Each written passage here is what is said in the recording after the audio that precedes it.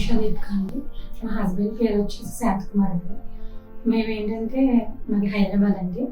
కానీ నాకు ముందు ప్రెగ్నెన్సీ వచ్చిందండి. వచ్చినాక కొన్ని కారణాల వల్ల పోయినాక మేము ఏంటంటే అక్కడ ట్రీట్మెంట్ కాదని చెప్పి వైజాగ్ వచ్చి మేము చాలా సెంటర్లో వెతికామండి. వెతికినాక మాకు ఎక్కడికి వెళ్ళినా అంత పాజిటివ్గా మాకు ఏమీ తెలియలేదు. తర్వాత మేము ఇన్స్టాగ్రామ్లో పిల్లల కోసం సెర్చ్ చేసినప్పుడు అందరూ అన్నారు ఐవీఎఫ్కి వెళ్తే బెటర్ అంటే మేము ఇన్స్టాగ్రామ్లో చెక్ చేసుకున్నప్పుడు మాకు ఓఎస్ఎస్ గురించి తెలిసినప్పుడు మేము ఓఎస్ఎస్ గురించి ఇన్స్టాగ్రామ్లో చూసాము. అలాగే మేము ఇక్కడికి వచ్చాము. నేను మా హస్బెండ్ 2-3 సార్లు వచ్చి ఈ కింద ఉన్న పేషెంట్ని మా అక్కడ ఉన్న ట్రీట్మెంట్ తీసుకున్న వాళ్ళందరినీ తెలియకుండా నార్మల్గా మేము ఎంకరేజ్ చేసుకున్నాం అనమాట.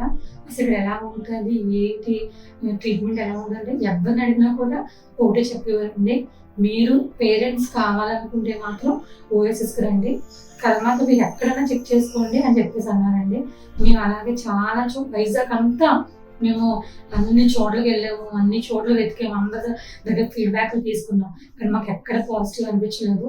మేము ఓఎస్ఎస్కి వచ్చినాక చాలా మంది ఫీడ్బ్యాక్ అడిగినాక మాకు చాలా వరకు పాజిటివ్ అనిపించింది. మేము ఓఎస్ఎస్కి వచ్చామండి. ట్రీట్మెంట్ తీసుకున్న మరి ముఖ్యంగా రాధిక మేడంతో మాట్లాడినాక మాకు చాలా మంచి ఎక్స్పీరియన్స్ అనమాట. ఇలా ఉంటుందా ట్రీట్మెంట్ ఎలాగా అన్నది మాకు తెలిసిందండి. ఎందుకంటే తల్లిదండ్రులు అవ్వాలన్నది ప్రతి ఒక్కరి కళ.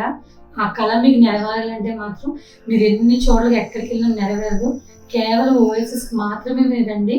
ఎందుకంటే బయట చాలా ఉన్నాయి. మరి మీరు ఓఎస్ఎస్ ఎందుకంటే మరి నేను ఒకటి చెప్తానండి. నా పర్సనల్ ఎక్స్పీరియన్స్ ఇక్కడ అన్ని హాస్పిటల్ లాగా ఎగస్ట్రా టెస్టులు రాయడాలు, ఎగస్ట్రాగా ఏ చేయడాలు అలాంటివన్నీ ఇక్కడ ఏం ఉండదండి.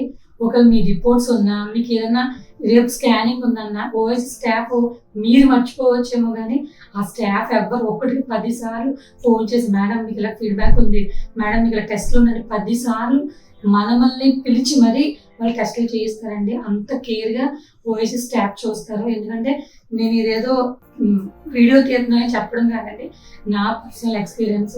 ఈ రోజు నేను ప్రెగ్నెంట్ అయ్యానండి. నేను ఎంత హ్యాపీ అంటే అది కొన్ని సంవత్సరాల నుంచి పిల్లలు లేకుండా మేము పడ్డ స్ట్రగుల్ అది మాటలో చెప్పలేము. కానీ కేవలం ఓఎస్ఎస్కి వచ్చాను, నేను తల్లినయ్యానండి ఈరోజు.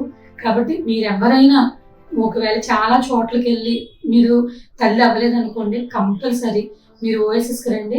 రాధిక మేడం అడగండి, మీరు కంపల్సరీ మేడం కానీ ఇక్కడ సిస్టర్లు కానీ ఎవరైనా బెస్ట్ ట్రీట్మెంట్ ఇస్తారు.